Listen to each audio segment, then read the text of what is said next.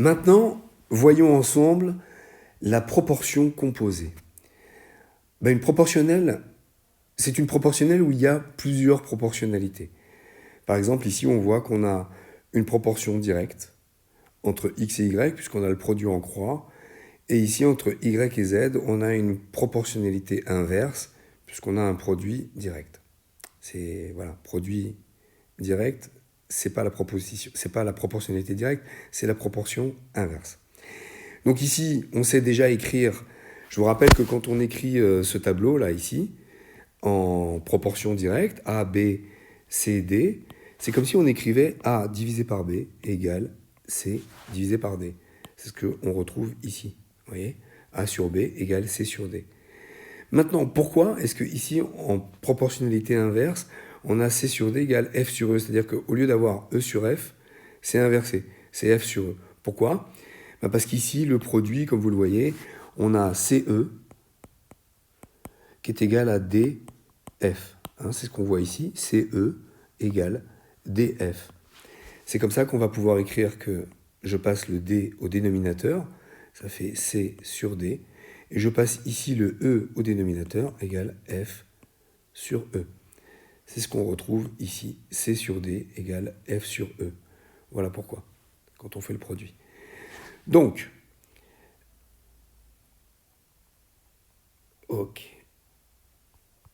Donc ici, le produit qui est à retenir, c'est qu'on va multiplier ici A fois D fois F. On suit le trait vert. Ici, on a la proportionnalité directe. Ici, la proportionnalité inverse. On suit le trait vert. A fois D fois F, c'est ce que j'ai ici, c'est égal à B fois C fois E. B fois C fois E. Voilà, donc quand on a une proportionnelle composée, quand on a différentes proportionnalités directes et inverses, eh bien, il suffit de les placer dans un tableau, les unes à côté des autres, et de suivre ensuite le trait vert, et on obtient l'égalité qui va nous permettre de trouver les solutions. On va faire un premier exemple. Ici, on a A et B qui sont en proportionnalité directe. A et C qui sont en proportionnalité inverse.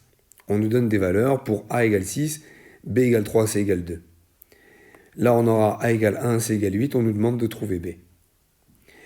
Alors, on fait un tableau. Dans ce tableau, on voit que le point commun entre A et B ici, proportion directe, A et C, proportion inverse, le point commun c'est A. C'est pour ça que je vais le mettre au milieu, entre A et B. Entre B et C. Donc le A, je le positionne entre B et C, puisqu'il est concerné par cette proportionnalité ici, et concerné par cette proportionnalité ici. Donc A et B sont en proportion directe. A et C sont en proportion inverse. On me donne les données ici pour A égale 6, B égale 3, C égale 2. A égale 6, B égale 3, C égale 2. Donc je place bien dans le tableau mes valeurs au bon endroit. Ici, on me dit que pour A égale 1, C égale 8. Pour A égale 1, C égale 8. Maintenant, bien sûr, je vais placer le produit en croix pour la proportion directe et le produit ici, direct, pour la proportion inversée. Maintenant, il ne me reste plus qu'à suivre les traits verts. Donc ici, il y a ce premier chemin, 3 fois 1 fois 8 est égal à B fois 6 fois 2. Ici, vous remarquerez que je ne calcule pas directement les multiplications. Je vais d'abord passer ça de l'autre côté au dénominateur, c'est-à-dire qu'en fait on divise par 6 fois 2 des deux côtés de l'égalité. Et plutôt que de me lancer dans les multiplications des opérations, on va d'abord simplifier. 3 et 6, il reste 2. 2 fois 2, 4. 4 et 8, il va rester 2. 1 fois 2, 2. Voilà, donc la réponse, c'est B égale 2 pour A égale 1 et C égale 8. B ici égale 2. Un autre exemple. On a A et C moins 2 qui sont en proportionnalité inverse. A et B plus 1 qui sont en proportionnalité directe. On nous donne des correspondances de valeurs pour A égale 28, B égale 7, C égale 4. Pour A égale 21, C égale 5, on nous demande de trouver B.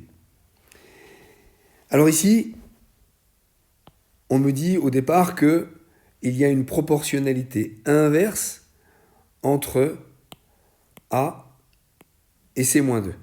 C'est pour ça qu'ici, entre A et C-2, j'ai une proportionnalité inverse, et c'est pour ça qu'on va positionner nos traits verts de cette façon-là.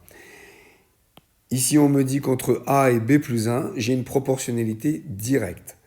Donc, entre A et B plus 1, une proportionnalité directe, ça croît dans le même sens, donc j'ai un produit en croix. Ça croît dans le même sens, produit en croix. Ici, j'ai une proportion directe, une proportion inverse.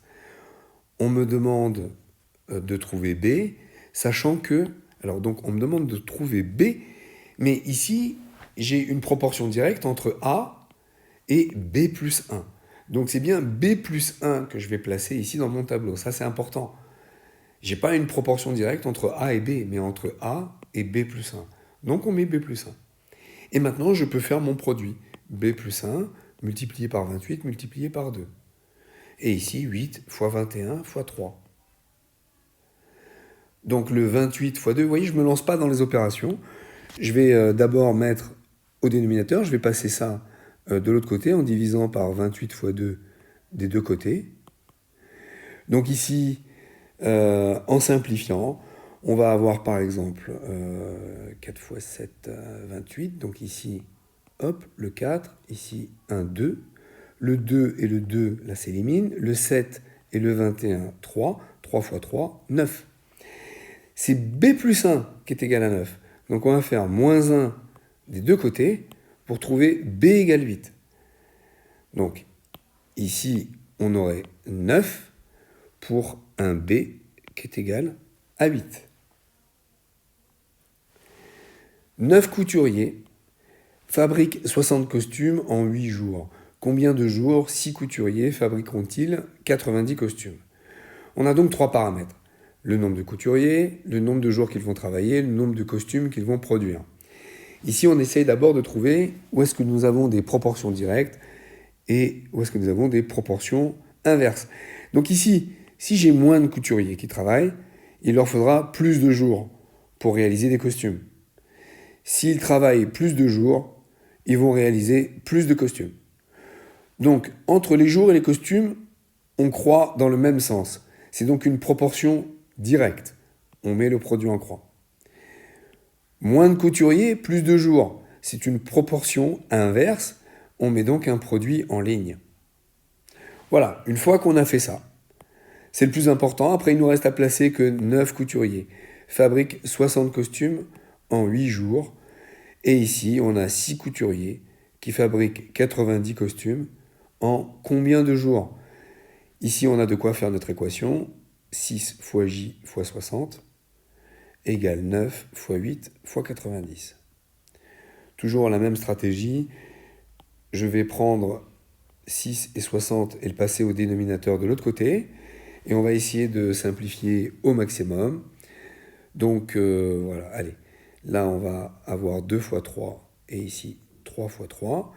Le 3 ici avec le 6, ça fait 20 au lieu de 60. Le 8 avec le 2, ça fait 4. Le 4 avec le 20, ça fait 5 ici. Qu'est-ce qu'il nous reste? Il nous reste 90 divisé par 5 égale 18. Voilà pour cette proportionnalité composée. J'espère que ce petit cours vous aura aidé à comprendre.